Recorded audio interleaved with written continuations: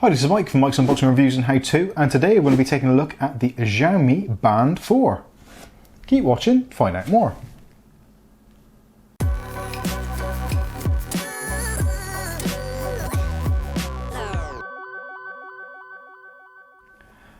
Okay, so today we're going to take a look at the new Xiaomi Band 4. Now this is an updated model from the surprisingly named Xiaomi Band 3. So what does this version have which is better than the previous version? Well, first of all, you've got a almost 40% larger screen, which is also conveniently almost 40% brighter as well, and takes advantage of the new AMOLED screen. The screen itself is a 120 by 240 dpi, or dots, or however you want to look at it, and it is also 24-bit color, whereas the previous Band version model was just purely a kind of monochrome setup, black and white. So this is the first of the Xiaomi bands to actually introduce color. Also new for this particular model is the 3-axis accelerometer combined with a 3-axis gyroscope. So this now has the feature where it can actually track different types of swimming, if that's your thing. Now obviously, because it can track swimming, this device is waterproof, and it's actually waterproof up to 50 meters, so it says in the instruction manual. I haven't tested it to that depth. A glass of water is about as far as we could go, but certainly it survived the drop test and is still continuing to work. Now, talking of continuing to work, another feature of this new model is the long battery life. Now, with previous trackers that I've used, such as the Fitbit Surge, which has been my pretty much daily driver for the last 2 years or so, this has generally needed a recharge every 2 to 3 days. And it's actually getting closer and closer all the time as the battery is beginning to fail. Now this particular device now from Xiaomi actually will last you up to 20 days. That's right, almost getting on for a month. That is insane battery life. So it only takes 2 hours to charge fully with the supply charger, which it comes in the box. Now this is actually one of the downsides of the Xiaomi Band 4. I was really hoping to see one of those kind of unpluggable USB connectors on the end like they did with the original Xiaomi Band, but unfortunately we get this proprietary connector and also a USB connection.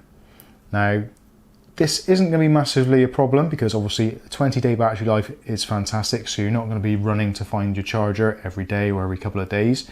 And also I have noticed on the Banggood site, where actually this has come from, that there are accessories already available. Even though this band is still in pre-order status, there are accessories flooding the market already. So if you want to buy an extra charger to maybe keep at work or in your desk or whatever it may be, there is an option to get these chargers already. And also there are a massive amount of accessories. So screen protectors, different colored bands, all sorts of things are coming out. So just because at the moment it's just a simple black tracker, there's no reason why you can't jazz it up and have a different color strap or whatever you want. So more technical details of the actual tracker itself. We've also got 512 kilobytes of RAM and a 16 megabyte storage. So for saving personal settings, all that kind of stuff. And also storing data in between synchronizations. Now synchronization is actually really good. This is now featuring Bluetooth 5.0, which again is an upgrade from the previous version, which only supported Bluetooth 4.0. So this will actually work with pretty much most devices with Bluetooth 5, and this means iOS 9 or above or Android 4.4 or above. So we've talked about some of the specification of this device. Let's look and see what it can actually do. So first thing to do is actually when you look at the screen, now you've got all the usual features that you'd get with most sports trackers. So you've got things like lift to wake. So if you raise your wrist even, wow, that was difficult. The screen will come on to give you your notifications, and on the main screen you get the usual things, so you get the time, the date, and how many steps you've actually done that day, which is really handy if you've got yourself a target set. So for my personal use, I set myself a 10,000 step limit, and the actual display on the watch shows you how many steps you've done, and there is a nice color circle which goes to show how far towards your target you actually are, which is really nice. Also at the top is the battery level indicator, but again with our up to 20-day use, the battery level isn't going to be something you're going to be too concerned about. Having said that, even with all the additional options turned on this device, such as the 24/7 heart rate monitor, the brightest screen setting, and the Bluetooth connectivity to remain constantly in sync with my phone, the battery level still doesn't seem to be dropping hardly at all. We're currently at about 85% from full charge, and I've been using this now for about 4 days. So actually fantastic battery life, so I can quite easily see this lasting the distance. So the actual tracker itself, is it comfortable? Now that is a concern of a lot of people. Is it actually nice to wear? It's no good having a tracker which stays with you pretty much 24/7 if it's going to be uncomfortable in use. Now I will say, comparatively between this and my Fitbit Surge, the Surge is actually quite a monstrosity to wear. It's quite large, it's quite heavy, and I do actually find myself knocking it on lots of things, especially because of the more chunky bezel, the chunky strap, and just the fact it is a lot bigger. Now the Xiaomi Band, on the other hand, or other wrist, is actually far nicer to wear, and actually the soft silicone band is really easy to use, and you've just got a single kind of pop connector to actually attach it, so it's quite easy to adjust it on the fly. If, say for instance, you're doing something and you need a little bit more sort of flexibility on your wrist, you can loosen it off a little bit more, or if it feels a little bit too loose, you can tighten it up. The actual band gaps are actually quite close together, so you can get what feels to be the perfect fit. And actually I've been wearing this for the last few days, and I've actually found it much nicer to wear than the big chunky Fitbit. Obviously something like the Fitbit Ultra would be a comparable device, but has a lot fewer features. So talking of features, let's go quickly through some of the features on the device and briefly discuss some of them. So you've got your clock face to start with, and being that it is a touch screen, all you need to do is use the swipe gestures. So you can use the up and down gesture to go through the menus, or if you go from side to side, you can go through some of the default settings. So we'll try those first. So as you swipe from side to side, so you get the Alipay option. If you want to pay by Alipay, you can do that through the NFC. Now the NFC is actually something which is primarily at the moment for the Chinese models only. They haven't completely confirmed whether or not that is going to be available in the UK, US or Australian markets at the moment. We're still waiting for that. As soon as I hear anything about that, or I find the products themselves being listed anywhere, then I will update the description below and you can check out the links directly from there. But anyway, so that's Alipay, one swipe. Next swipe across is your music control, so you can actually use it to take control of music on your device. So if you're listening to headphones or whatever, or just your sounds, tunes on your device, your smartphone, then you can use this as a remote control. Another swipe across takes you back to your watch face. Now going from swiping up and swiping down, so if you press the button, the touch capacitive button, and scroll down, first of all you've got the more option, which takes you into additional menu options, but the main ones you've got are notifications, weather, and workout, heart rate, and status. Now status is possibly the one you'll use more than likely quite a lot.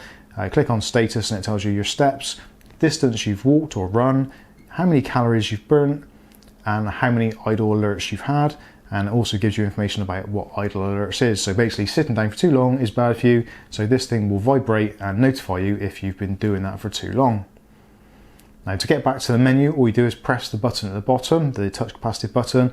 Each press will take you one step further back, so if you press it again after pressing it once, then it'll take you straight back to the home screen. So again, scroll down and we go into notifications. So this will show you notifications for applications or messages, Facebook, WhatsApp, all those kinds of things, all of which are configurable in the Xiaomi Mi Fit app, which we'll look into a little bit later on. So that's notifications. You've got weather. Now you click on weather. This again synchronizes with the GPS on your phone and your local information, and will give you weather information.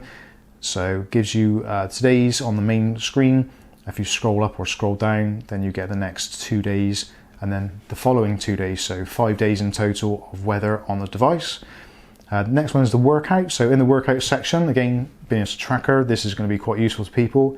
So you've got outdoor running, which will take into consideration GPS as well, so you'll get a GPS fix if you've got your phone with you. You've also got the option for treadmill running, which is becoming more and more popular these days. You've got cycling, walking, general exercise, and pool swimming.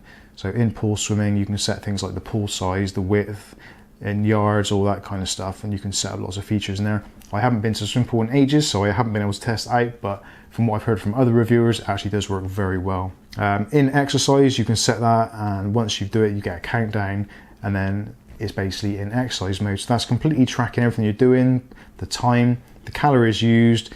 your heart rate, which it does again in real time, and what kind of zone you're in. So depending on what kind of fat burning zone you're in, there is a meter. So if maybe you're not getting quite as good an exercise as you think you are, you can find out from the zone meter and it'll tell you exactly what is going on.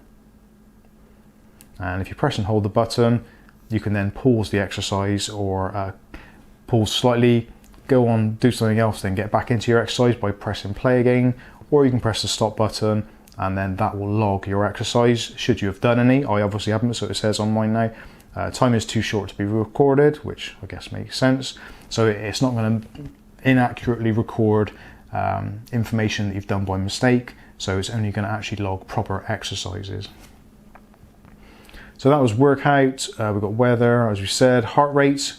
Heart rate you can choose to monitor all the time or just on ad hoc basis. So you press the button and it will start monitoring your heart rate.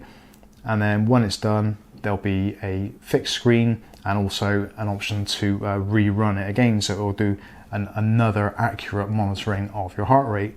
Now, speaking of accuracy, I've been wearing both the Mi Fit Band 4 and also my Fitbit Surge, which I've found to be extremely accurate. And I would say the results between the two have been pretty comparable. I wouldn't say one of them is particularly better than the other. They seem to be fairly accurate. And even down to things like heart rate, I've watched both of them at the same time and they're probably within a few beats of each other. So I would say they're both very accurate. I was concerned to begin with that the Xiaomi Mi Band 4 wasn't particularly accurate with steps. I was finding when I was wearing it on my non-dominant wrist, and there was quite a big disparity between the two. But since I put my Surge onto my right wrist and my Band 4 onto my left wrist, I've actually found that this is pretty much within maybe a couple of hundred steps or counts. They're very, very similar. So accuracy wise, I think they've absolutely nailed it. So let's go back into some of the menus. So if you go into more, now in the more section is other settings. So you've got do not disturb, which is fantastic. So you can set it to not alert you at night time. So say for instance you're sleeping, wearing your band, you don't want it vibrating or alerting you, so you can turn off the vibrations, etc. You can actually predefine those settings as well, so it fits in with your lifestyle, your schedule, if you work days, if you work nights, whatever it may be. That is all completely user configurable. You've got an alarm, so you can set up an independent alarm. So if you don't have your smartphone with you or a clock or whatever, you can set individual alarms. Music, you've got the music playback again. There's a stopwatch function, which is quite handy. There's also a timer function, again, which is quite handy if you're maybe cooking or whatever you're doing, or you're doing jump rope or something, or whatever it is you're doing and you want to time it for a particular time. That's quite handy. There's also a find my device setting, which actually is quite good. So if I press this, my phone will alert, so I know where my phone is.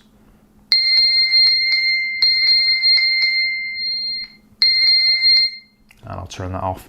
But that is actually quite loud. So if you do, for any reason, misplace your phone, you're not sure where you are, maybe you're at the gym, whatever, and you put it to one side and you finish working out, where did I leave my phone? You can press that and it will find your phone.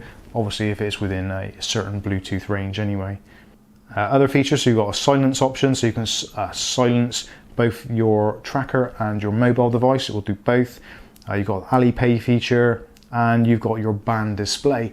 Now the band display, actually, as it comes out of the box, I particularly like. I think it looks fantastic. But because they've now got this AMOLED color screen, there are actually user choosable screens. So there's, at the moment, I think there's about 77 different screens you can choose in a combination, with a few actually hardware on the device, and there's another 70 or so actually within the Xiaomi Mi Fit app. So you can choose those, so you can choose a clock face which suits you. But again, like I said, I quite like the standard one, so I've left mine as it is. And when you get to the bottom, you've also got settings. So this is your other general settings. So you've got options for brightness. Now I've kept mine onto the highest setting, and I haven't found it to have a negative effect on the battery. So that's been great. And actually, because it's an AMOLED screen, even out in bright sunlight, I've actually found it to be easily readable. It's not quite as readable as the kind of LCD display on the Fitbit Surge, because it kind of has an inverted display, which if you've seen, you'll kind of know what I mean. Almost like the ebook readers, that kind of thing. So it is actually very easy to see in sunlight. But considering it's an AMOLED display, or an LCD type display, then it is actually very visible even in the harshest of sunlight, which we actually have had in the UK recently, which has been nice. So another option is you've got lock screen options. So when you take the tracker off your wrist, it will actually lock the screen if it doesn't detect your pulse or anything like that. You've also got options for reboot and also the factory reset. And if you're wondering how to do a factory reset on this device, either from the Xiaomi Mi Fit app or from the device itself, you can click on the link up over here and it'll go through that for you. So if that is possibly a concern. Factory resets have always been a bit of a thing for certain things like the Fitbit devices, and in fact some of my most popular videos I've made have been to do with how to do factory resets on tracking devices for when they go wrong. But fortunately, although it's early days at the moment, this is actually looking to be fantastic. The Bluetooth connection is great. When a call comes in from Kath or a text message comes in or a notification, it gets it pretty much straight away, then slowly followed up by the slow old surge. So top marks for that so far. So that pretty much wraps up the kind of my first initial impressions of the Xiaomi Mi Band 4. Personally, for the price, which I haven't actually touched on yet because it's kind of still a little bit up in the air, it is mostly on pre-order in most places at the moment. Again, I will be putting links in the description below which are affiliate links, so if you want to buy from them, there is a small kickback for the channel, which all helps us to keep going. Price wise, at the moment it's looking, it's going to be under £40. There have been estimations of the $34.99 price mark. Again, it's still in the pre-order status at the moment. It's not an official release until slightly later on in this month, so keep a close eye on it. There may be some reductions, but in all honesty, at £35 or even at £40 or even maybe slightly more, it less than half the price of the Fitbit Surge, and also quite a lot of the other Fitbit devices, you actually do get a heck of a lot for your money. Battery life being one of them, the features, there's a lot of features in there, and also the Xiaomi ecosystem is a massively expanding ecosystem and is getting bigger and bigger every year. So there's lots of other devices. So say for instance, maybe you are with Fitbit and you've got your Aria scales and you've got your Fitbits or what have you.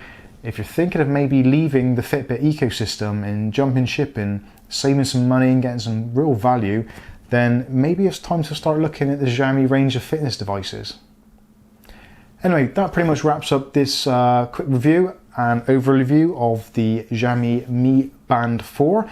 I've been Mike, this is Mike's Unboxing Reviews and How To, and hopefully we'll be catching you in the very next video. Thanks for watching.